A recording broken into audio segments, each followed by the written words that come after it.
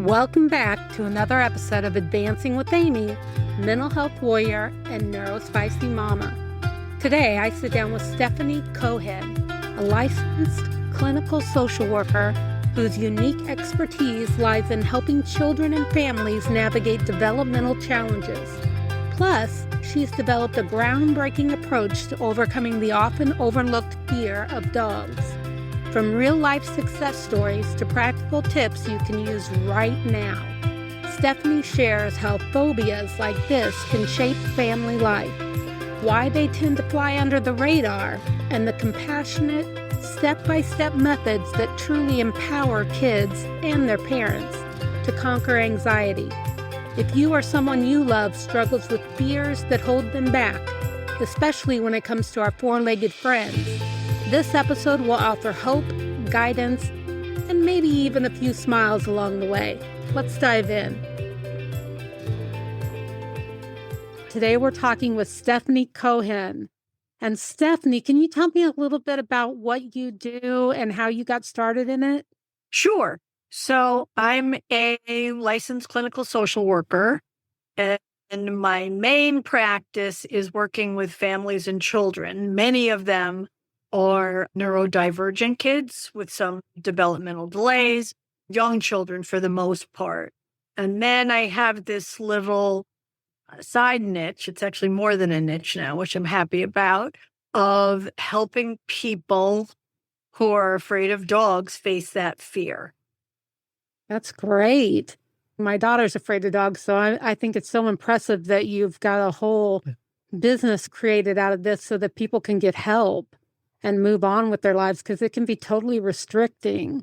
Yes, that's what happened actually when my daughter was 5, which was many, many years ago. She one day just announced, I'm afraid of dogs and I'm not going to Jennifer's house for a play date because they have a dog. And I didn't know how to help her. And intuitively, my sister and I, with my sister's dog, we did exposure therapy. And then over the years have kind of refined a protocol. And as you know, I've written 2 books and I get calls from all over the country. It's a phobia that flies under the radar in many ways. So, but it's an important one. I always say that, if you're afraid of spiders or heights or even flying, you can pretty much live your life, but not if you're afraid of dogs. It really impacts you. Yeah, you are so right. And I was reading through your children's book, and I noticed a lot of these things could apply to just anybody with anxiety. Yes. But these are specific to people that have fear of dogs. How do people with this fear go under the radar? How does that happen? Well, I think it's actually, I think, more prevalent than people realize. Adults have kind of learned to fake it, and they can sort of hide their fear a little bit, not always. And a lot of adults have told me that they feel ashamed by their fear. But when I say it goes under the radar, it's like, unless you're going somewhere where there's a dog, you might not ever know that someone you love is afraid of dogs. Right. The problem is you can't go anywhere safely if you don't know whether they have a dog or not. Well, that's true. There's a big avoidance. And what's interesting is, a lot of times if kids going on a play date or something, people will put their dog in another room or in a crate or something. Not everybody. There's some people who won't do that, which is okay too. But by putting the dog away, quote unquote, that inadvertently reinforces the fear.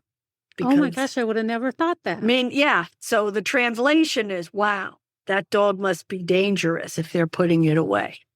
Oh, I see now. That makes sense. And then another important piece is a lot of parents think their kids will outgrow it, but also they help their kids avoid uncomfortable situations because it's hard for them to tolerate their child being in distress, which I understand, but that also reinforces the fear. Right. And it tends to get worse without some help. What a vicious circle. Yes. So what do you recommend? Is it something they can actually fix on their own with the help of your book, or do they actually need professional care? Well, I think what they really need is they need a suitable dog and a handler, because this really only works, from my experience, with exposure therapy to a real dog. So, and that seems to be the hardest part of this, even for me. I have a handful of friends with therapy dogs, and they very generously assist me. But when people call me from other parts of the country and they have the book and they're ready to go, I said, you have to find the dog. Right. It doesn't have to be a therapy dog, but they're vetted and their temperament is, I know what that is like, and that would be a very safe dog. Do you work yourself up from a small little dog to a bigger dog if your fear is of big dogs? Yes. Basically, as you know, we scaffold up, whatever that is, from, the least threatening or challenging exercise to the most challenging. So for some people, they might just stand 15 feet away from the dog for 15 minutes. Okay. And then we go up from there. So it's interesting. Some people are afraid of little dogs. Some people are afraid of being jumped on. And there's some information in the activity guide to help you get more specific about your fear. But in my experience, the majority is people don't know what they're afraid of. Right. I saw in the workbook that it asked you to kind of like try to identify, and if you didn't know, to kind of guess what might have Yes. caused the problem in the beginning. Right. Is there a lot of kids who don't know where it came from? Yes. So basically, there's 4 different ways that probably any phobia develops. But with this one, the first one, and most people think this is the most common, which is something negative happens to you with the dog. It doesn't have to be an attack. It could just be that a dog barked at you. The thing is, if you experience it as threatening and stressful, then it can start the fear. Or if you see something negative happen to someone else. Or the third way is you hear about it. Somebody, like I had one grandmother who grew up in Puerto Rico, and there were a lot of stray dogs. And she would always tell her grandchildren that, dogs are dangerous, stay away from dogs. And then the fourth way, which honestly, Amy, seems to be the most common, it's like a certain personality, which is what it was with my daughter. These kids tend to be cautious, observant, creative, all kinds of wonderful characteristics, but they don't understand dogs, and that makes them fearful. So the first thing we do, I call it dog lessons, is we learn about dogs. Yeah, that's great. And so do you notice ever that people are saying, oh, to these children, this is ridiculous, it's just a dog? Yes. Lighten up. Yep. So, which is, as you know, as a social worker, that's the number one no. You validate how they're feeling. Because in my experience, if you say, oh, you're being silly, there's nothing to be afraid of, kids will go out of their way to show you, oh, yes, I am afraid. Right. So it's better to just say, I understand you're afraid. We're going to keep you safe and help you feel brave. That's good. And so if you go over to someone's house and they've got a dog and they don't put it away, what should they do instead? Well, I think what I've come to realize is there are really 2 parts to this fear. The first one is we're afraid of things we don't understand. So we learn as much as we can about dogs. So when we look at a dog, because they communicate with their bodies and their voice, and when we look at a dog, we can learn to tell this dog is saying, stay away. This dog is saying, I'm friendly. And what I've come to this this is in the second book, not the first, because as I said to someone the other day, I'm still learning. Every session is different. Every client is different. And I continue to learn and to adjust, which actually makes the work very exciting. But what I suggest is if you're going somewhere and there's a dog and you're comfortable with the host, to ask that the dog be leashed and meet and greet you outside their house. Oh, okay. Because lots of dogs get very excited when you come into their house. That makes sense. So they're going to bark, they're going to jump, unless they're very well trained. But my experience, including my own dog, they get very excited. So you meet them outside, take 4 or 5 minutes so the dog can see you and you can also see the dog. And you can see, okay, this is a safe dog. And also, as that fight or flight thing kicks in and can take 5, 10, even 15 minutes to calm the nervous system. So I suggest that you could take that time to do it also. And then when you go in the house, if the people are willing to continue to keep the dog on the leash for a while. Oh, that's a great idea. And I love how in your book, because you were talking about needing to see the dog and know, are they being playful? Are they being upset? Are they being friendly? That kind of thing. You've actually got in your workbook 2 full pages of different pictures of the dogs and what their body represents at that time. Yes. And I think that's great because if they learn that ahead of time, that should, I would hope, help them to calm down when they see the dog reenacting that behavior. Yes. And the other thing I tell kids is 99% of dog bites have a warning. You just have to know what to look for. It's very rare that dogs bite out of the blue. But you have to know what to look for. I mean, I don't always bring this in because I don't want it to add to the fear. And quite honestly, the majority of dogs that we come across, if you're respectful and know when to give them space, and this is up to parents to supervise, a healthy dog will walk away as long as they have an exit ramp. My dog, she's better now, but when my granddaughter was 2.5, she's fascinated with Winnie, and she would get in Winnie's face. And I watched very carefully, and once or twice, Winnie gave a little, and I said, okay, Winnie is saying, no, thank you. Let's go do something else. That's good. Just educating them. Yeah. So what do you teach children safety? Like if they need to recognize that a dog is getting upset and what to do at that time if they can't get away, or should they run? Should they walk? Good question. So the first thing I tell kids is never run from a dog because dogs are hardwired to chase things, even in fun. So if you're afraid of dogs, even though you want to run, that is almost guaranteed that dog is going to follow you. So we practice standing very still, either like a tree or crossing your arms and turning your head away from the dog and breathing and telling yourself, I'm fine, I'm fine, I'm fine.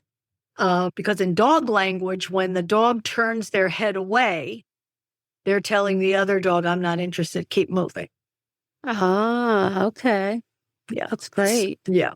And God forbid that you come across an aggressive dog and you are in danger, you're supposed to crouch down like a rock and cover your head. Oh, wow. I hadn't heard that. That's great to know. So do you have any stories about someone who's come a long way in their fear of dogs? Yes. I have a pretty good track record. There are a few people, I have to say, I was not able to help. One was a 17-year-old football player. And he was so he locked himself in his room and would not come out even for $100. Wow. Yeah. But most of the people have been able to, if they don't want to interact or love on a dog, they could go about their life. They could go to the bus stop.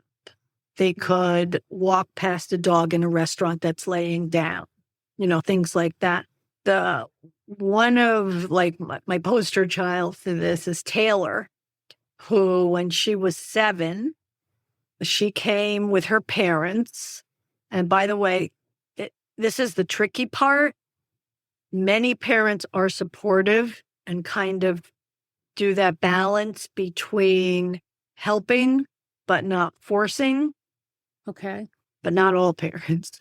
So as the facilitator of the session, that's something that I kind of have to dance around sometimes. Although I've gotten pretty direct. I will say, you know what? You're paying me. Let me do this. So anyway, when Taylor got there, she sat in her car with her mom for 20 minutes, crying, hysterical. Oh, no. She was able to get out of the car. So, by the way, I always suggest a reward or a motivator, something that the kid might work for. Okay. In this case, I think it was a milkshake. So Taylor got out of the car and she stood by the car. And it was Nico, who is one of the therapy dogs, and he's the calmest one. He's like level 1. And he was I'm terrible with distance. Maybe he was 20 feet away and he was just laying on a blanket. And we did some mindfulness. We did some deep breathing. And then I started asking Taylor about gymnastics, which she loves. So we weren't even talking about the dog. And immediately, she became less guarded because she was talking about, maybe her tumbling. I can't remember exactly what her favorite thing was, and then, so she relaxed a little bit. I always assure people that the dog is on a leash, will stay on a leash, and will not approach you unless you want the dog to. So most of the time the dog lays down or sits in the beginning, and eventually we got Taylor up to Nico. And first mom pet Nico, and then Taylor did one finger, and then a whole hand. And another one of my tricks is I always say, can you count to 10 in another language? So then they're thinking about that, not I'm scared of the dog. They're thinking about, so I have a whole bag of tricks. I have a superhero cape. I have tutus. I have puzzles that the dogs do. With kids, and the sweet spot is between 7 and maybe 10, because these kids developmentally, they're motivated, but they're not self-conscious yet. So they end up having fun. We try to make it fun. And then at some point I said to Taylor, look, you're standing next to a dog. And she did really well. That's amazing. So have you noticed that kids that are afraid of dogs are afraid of other animals, or is it just dogs? Good question. I haven't found any real correlation. There are kids who are just afraid of dogs for the most part, other than, some typical fears that you might have, the dark.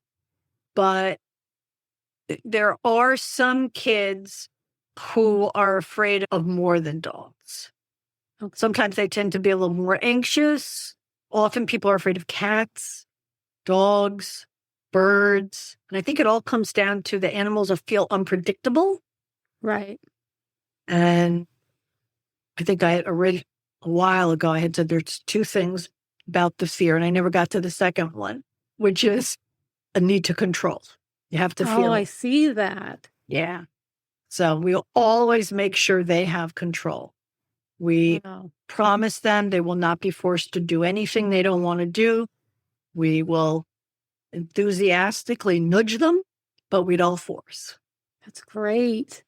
Well, I just think it's so impressive that the tools that you're teaching them are not only going to help them through this fear, but going to be lifelong tools they can use. That's a really good point. So 2 parts to that.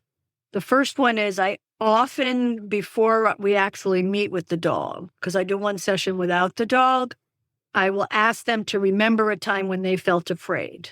but they were able to do something anyway. For lots of kids, it's putting their head under the water. For others, it's roller coaster and whatever. I said, well, and how did you feel after? And they always said proud, relieved, it was fun. And I said, well, that's how you're going to feel when you pet the dog. And then once they've kind of graduated or, have gotten less afraid, to your point, said, I want you to remember, if you can do this, you could do anything.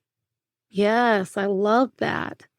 So tell me what the names of your books are and where we can find those. Sure. So the first one is Overcoming Your Child's Fear of Dogs, a step-by-step guide for parents.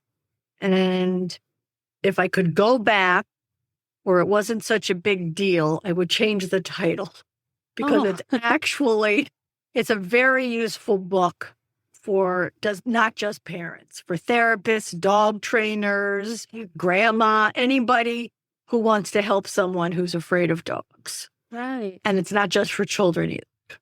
But I don't have the bandwidth in me to do that right now.